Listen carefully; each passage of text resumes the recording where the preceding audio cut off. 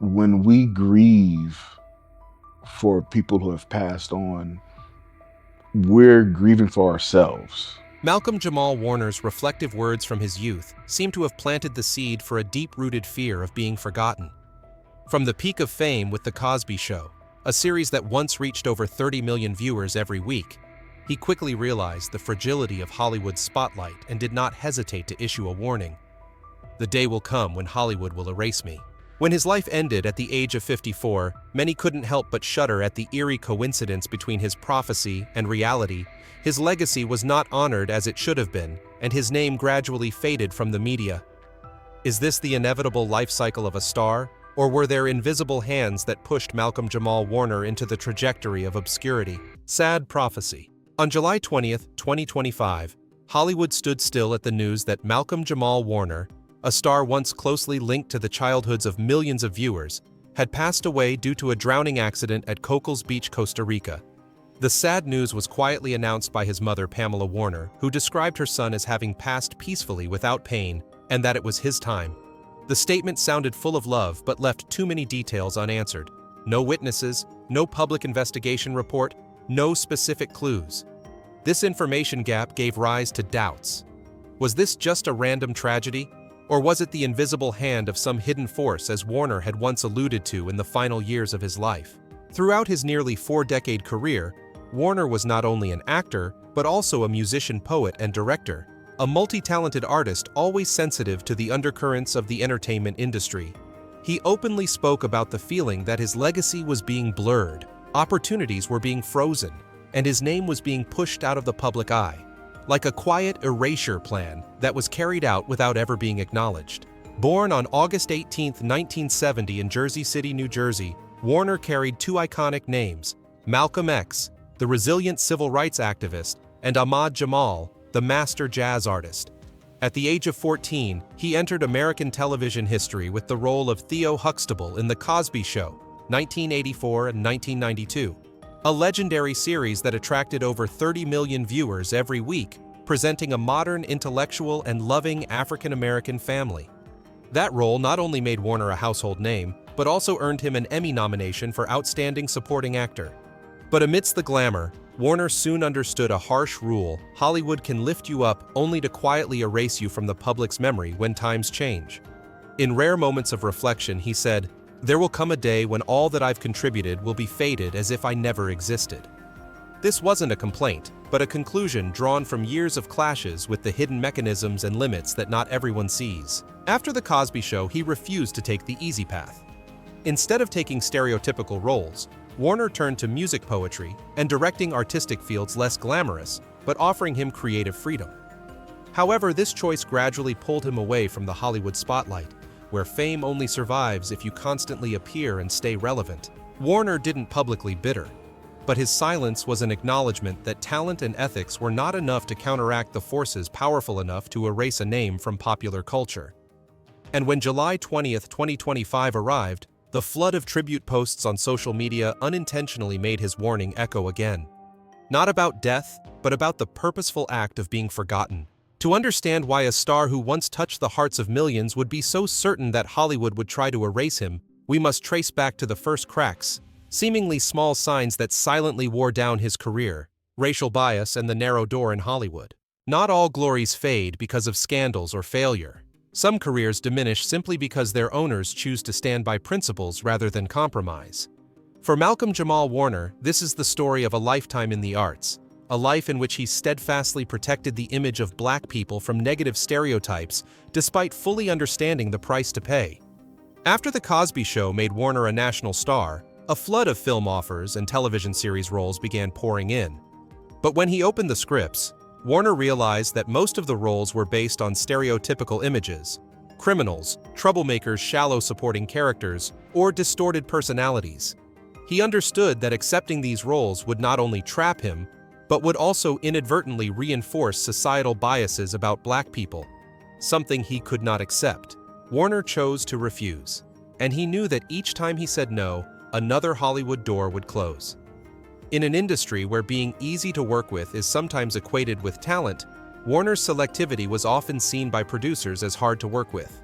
However, For him, defending the principle of diversity and humanity in the portrayal of black people on screen was far more important than personal gain. In a 2021 interview, Warner admitted, "I don't work as much as I probably could, not because of a lack of opportunities, but because he refused to take on projects that contradicted his values." This admission was not just honesty, but a testament to his determination to stick to his principles even if it meant sacrificing fame, income, and his place in Hollywood's mainstream. The issue Warner faced is not a singular story. In Hollywood, when a black actor refuses to be typecast, they nearly shrink their space for existence. The lack of diverse roles and the underlying biases make the career path a double-edged sword. Keeping to one's principles is a source of pride, but it also leads to one's name slowly fading away. What's noteworthy is that Warner was fully aware of this trade-off. He knew he could earn more money, have more projects if he turned a blind eye to biased scripts, but he didn't. He wanted every role to not only be a product of entertainment, but also a contribution to shaping and elevating the portrayal of the black community on screen. That's why he took on smaller but clean roles, rather than leading ones tied to stereotypes. However, this principle made Warner less present in the public's eye. In Hollywood, audiences tend to remember the faces that appear frequently, regardless of whether those roles are deep or not. And when Warner disappeared from mainstream screens for a long period, that void was quickly filled with newer, more trendy faces. This absence laid the groundwork for the feeling of being erased that Warner once mentioned. It didn't come from a shocking event, but from hundreds of small, steadfast, and repeated decisions over many years.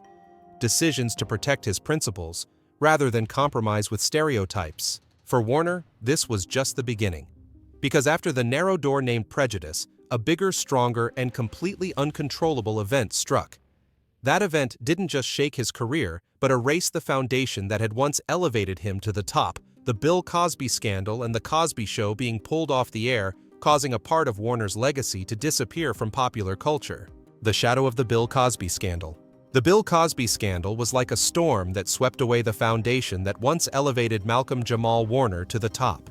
For him, The Cosby Show was not just a hit sitcom, it was a legacy, a testament that American television could portray the image of a black family in a warm, intellectual, and humane way.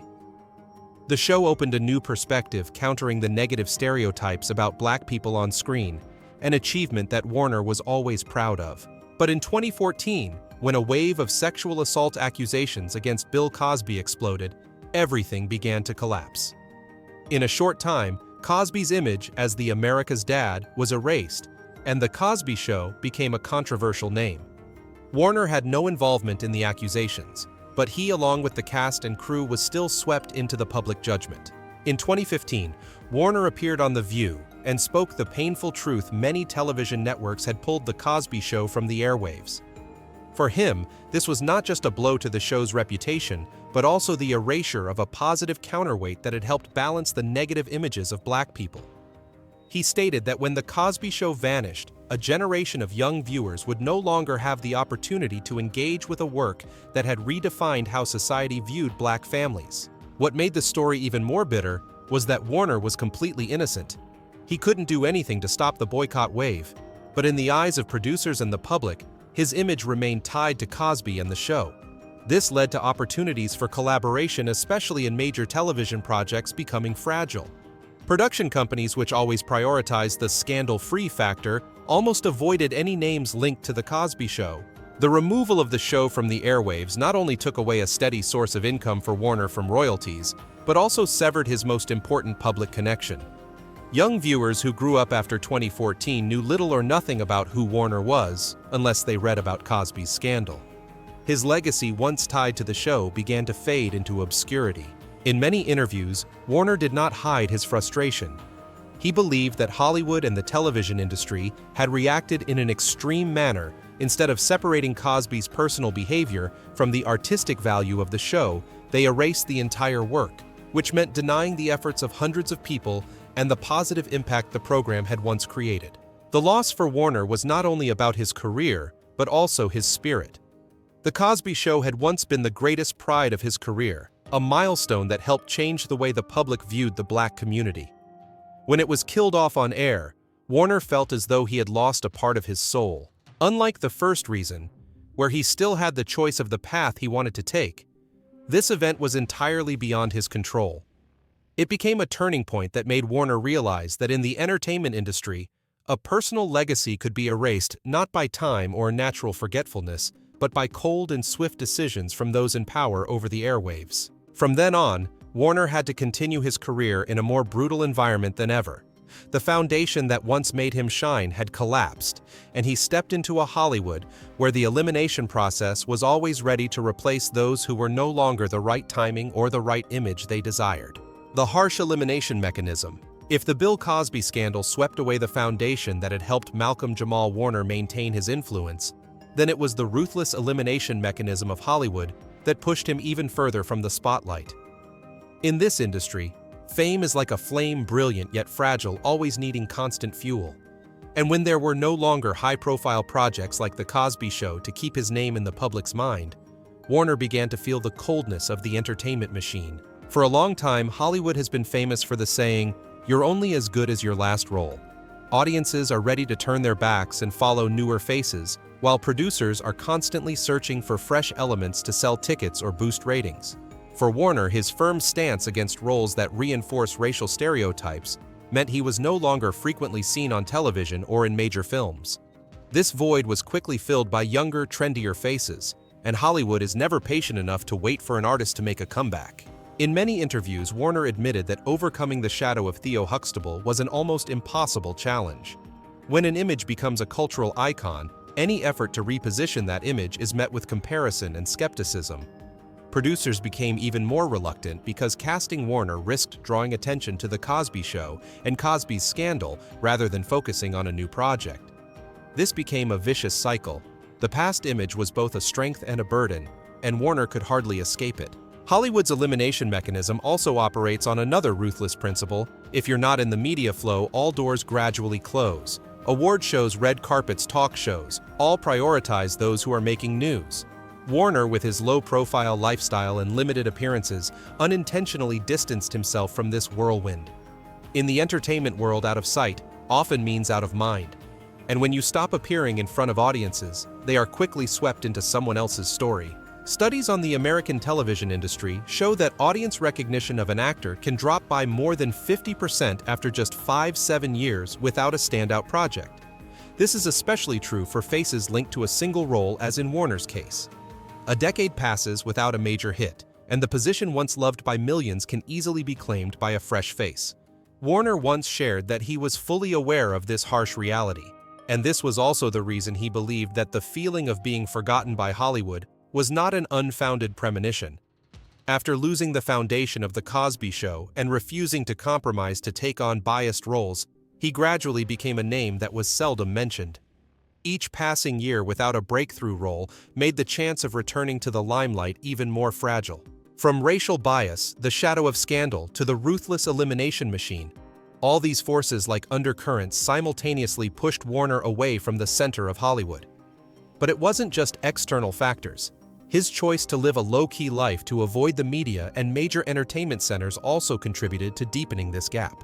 The quiet lifestyle that shaped his fate. In the midst of a noisy Hollywood where every step of a star is exaggerated in the media, Malcolm-Jamal Warner chose an opposite path.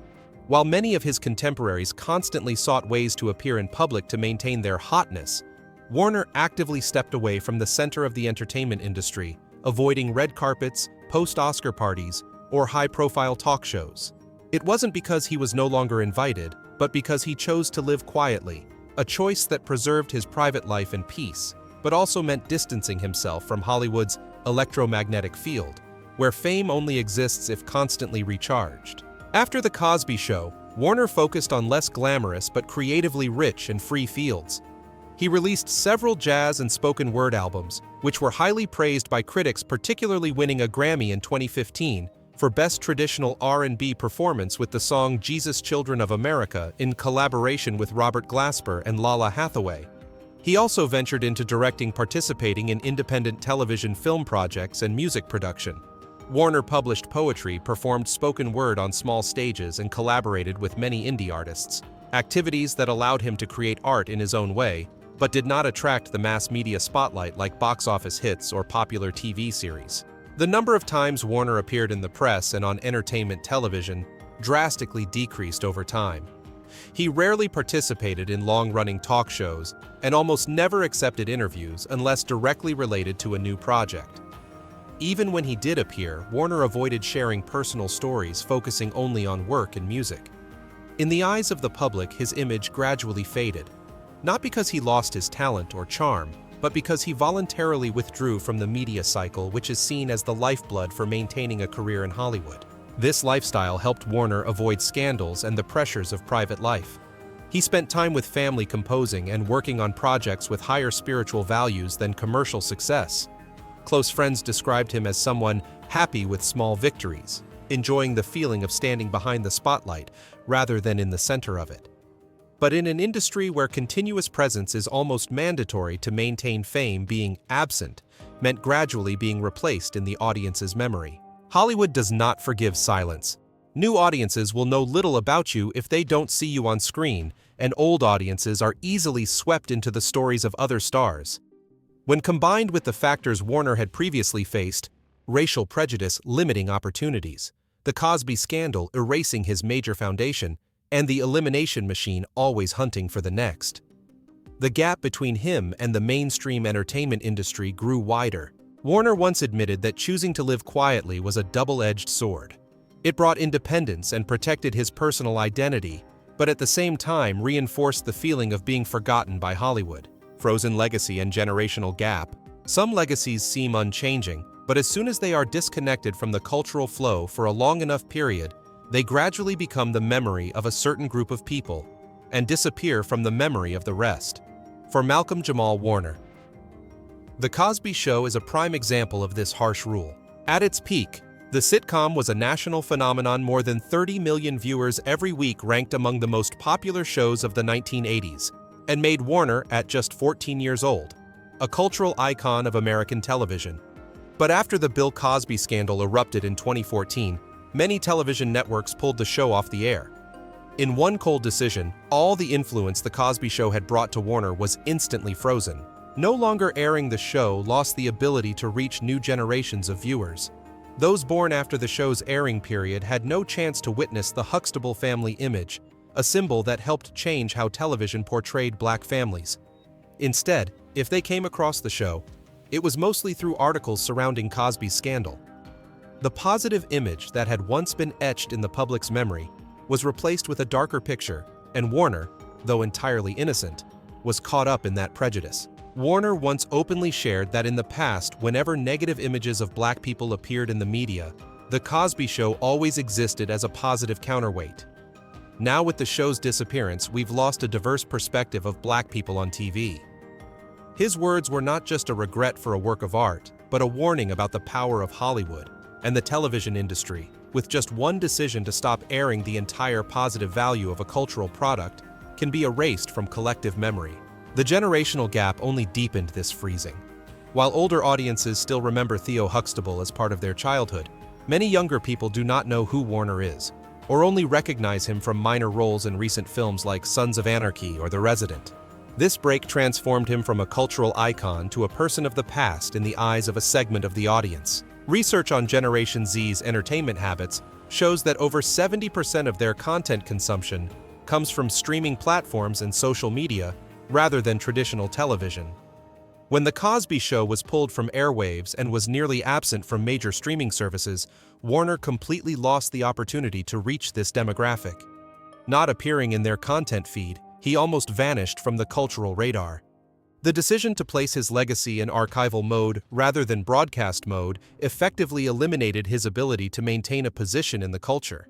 For Warner, this was not just a career loss, but also a heavy emotional blow, the most important part of his career. The role that shaped his name was locked away in the past rather than continuing to inspire new generations. The irony is that even though Warner has remained active in the arts, his new achievements are unlikely to surpass the wall of memory created by the generational gap.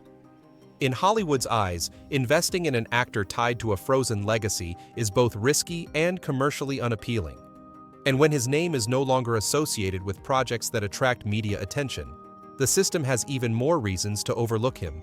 The frozen legacy and generational gap not only diminished Warner's influence, but also became part of the chain of reasons that led him to believe Hollywood was slowly erasing his name. But the picture doesn't end there. After the Cosby scandal, an unspoken policy known as the sensitive zone began to form within film studios and producers. An invisible mechanism that, although subtle, made it even harder for Warner's name to return to major projects. The sensitive zone after the scandal. In the world of American entertainment, there exist sensitive zones that most film studios, television networks, and streaming platforms avoid. Once your name is linked to a major scandal, even if indirectly, the path to return to mainstream media becomes an arduous journey. Malcolm-Jamal Warner is a living example of this mechanism. He was not involved in the accusations against Bill Cosby, but he was still swept into the resulting consequences. After 2014, when the Cosby scandal erupted, Hollywood's response didn't stop at pulling the Cosby Show from the airwaves. A series of silent freezing measures were activated. Producers, TV networks, and digital platforms all began to limit any products or projects that might evoke memories of the Huxtable brand. In a highly sensitive public climate, the studios took the safe route, avoiding collaboration with anyone who had been closely associated with the show. This meant that Warner, along with many colleagues, was placed on an unofficial list of names considered difficult to work with. The consequence was that countless career opportunities disappeared at the idea stage. Warner wasn't officially banned from appearing on television or in films, but casting calls for lead roles or major projects virtually vanished. Instead, the few remaining offers were often for supporting roles, guest appearances, or projects with low risks to the brand image. This avoidance wasn't about Warner's talent or ethics. It reflected a survival principle in the commercial entertainment industry: protect the image and profits at all costs, even at the expense of the fair career prospects of an innocent individual. The void in Warner's career after 2015 became a telling number. While he still participated in some television projects like Suits: Major Crimes, The Resident, and American Crime Story, his appearance frequency drastically decreased, and his media coverage could not compare to his earlier years. These roles were mostly supporting, lacking the weight to reaffirm his position on the Hollywood map. Warner once openly expressed his frustration when the positive values that The Cosby Show brought were erased just because of one individual's misconduct. But he was also realistic enough to understand that in an industry where brand image is the absolute priority, the risk of reminding people of a major scandal is almost unacceptable. For Warner, this was clear evidence that a legacy and even a career could be systematically dimmed without any official ban or judgment. The impact of the sensitive zone after the Cosby scandal didn't just cause Warner to lose jobs. It also made the feeling of being erased by Hollywood that he had once predicted into a tangible reality. From an unclear premonition, it became a daily state: fewer opportunities, less visibility, and less mention. This is not just the story of one individual, but a cold reminder of how Hollywood operates, where a career can be buried not because of talent or public turning away, but simply because you were too close to a media storm. And then when these elements converged, from racial prejudice, the shadow of scandal, the elimination machine, a quiet lifestyle, to the generational gap, and a frozen legacy, the inevitable happened the day Malcolm-Jamal Warner left this world. That moment not only closed the life of a multi-talented artist, but also opened the final chapter of the story he had once warned about. The public, artists, and media's reactions after his death were the inevitable conclusion, reflecting both regret and the harsh limitations of the industry that had once celebrated, and then gradually forgotten, him. Echoes after the prophecy. On July 20th, 2025, the news of Malcolm-Jamal Warner's death by drowning at Cocos Beach in Costa Rica at the age of 54 quickly spread and became a global focal point. His sudden passing left fans in shock and reignited the long-standing debates about how Hollywood treats artists and their legacies when they fall into a sensitive zone. Just hours after the news broke, social media was flooded with tributes, images, and videos capturing Warner's moments both on and off screen. Hashtags like #RipMalcolm-Jamal Warner and #TheoHuxtableForever quickly became global trends on Twitter X, with over 500,000 posts in the first 24 hours, alongside millions of shares and comments from around the world. Those who had worked closely with Warner, particularly the cast of The Cosby Show, shared behind-the-scenes memories, never before revealed from moments when he patiently helped fellow actors rehearse lines to the lighthearted pranks that helped ease the tension on set. Phylicia Rashad Warner's on-screen mother, emotionally wrote Malcolm, was not just a colleague, he was family. His talent, kindness, and warm heart will live on forever. Young actors like Donald Glover and Yahya Abdul-Mateen II also expressed their gratitude, calling Warner a steadfast role model who inspired them to confidently take on roles that break stereotypes. Not only his colleagues in the industry, but the African-American community also paid special tribute to Warner. Many articles and videos praised him as a part of cultural history, someone who helped bring the image of a loving intellectual black family into millions of American homes at a time when 1980s and 90s television was still dominated by negative stereotypes. The American and international press published memorial articles analyzing Warner's nearly 40-year career, from his 1986 Emmy nomination at just 16 to his 2015 Grammy win for Best Traditional R&B Performance, to his impressive roles in Sons of Anarchy, The Resident, and American Crime Story. But alongside honoring his achievements, the media also revisited Warner's powerful statements about racial prejudice, the ruthless elimination mechanism, and his fear that both he and his artistic legacy would be forgotten. Some critics called him the man who saw his own fate, as he had predicted years earlier that Hollywood would find ways to erase his name from public memory. Warner left behind two distinct legacies. The first was Theo Huxtable, an iconic character who became etched in American culture, contributing to a change in how black people were depicted on television, despite the controversies surrounding Bill Cosby. The second was his diverse post. The Cosby Show career critically acclaimed jazz and spoken word albums, poetry, directing work, and carefully chosen roles to protect his artistic integrity.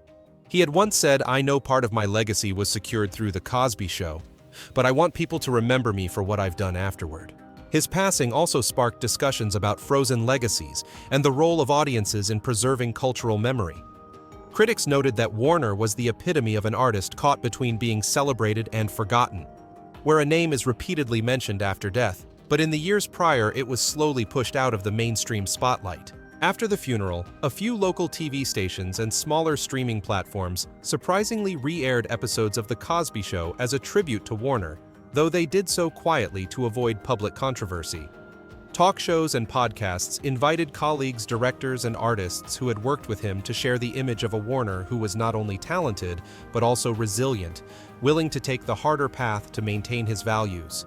Some fan groups even launched online campaigns calling for The Cosby Show to return to the air, arguing that a cultural work shouldn't be erased because of one person's personal behavior. Malcolm-Jamal Warner's death did not just mark the end of a multi-talented artist's life, but also opened up a larger question. Will Hollywood change how it treats the legacies of those who contributed to shaping culture? Or will it continue to let sensitive zones and a systematic forgetting mechanism decide who gets celebrated and who is pushed to the margins of history? This is not only a wake-up call for the entertainment industry, but also a reminder to audiences that sometimes, in order to keep a legacy alive, it is the public who must preserve it. The story of Malcolm-Jamal Warner is not just the journey of a talented actor, but a reflection of the harsh reality of Hollywood, a place where glory can shine brightly, yet be easily forgotten.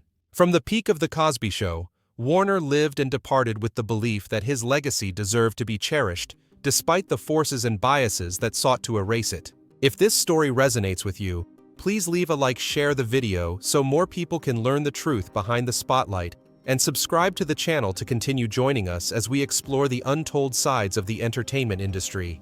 All data, analysis, and commentary in this video are presented based on information available at the time of production. The content is subject to change over time and should not be considered a definitive forecast. There is still so much more to explore: stories of resilience, legacy, and truth. Feel free to dive into some of our top recommended videos now appearing on your screen.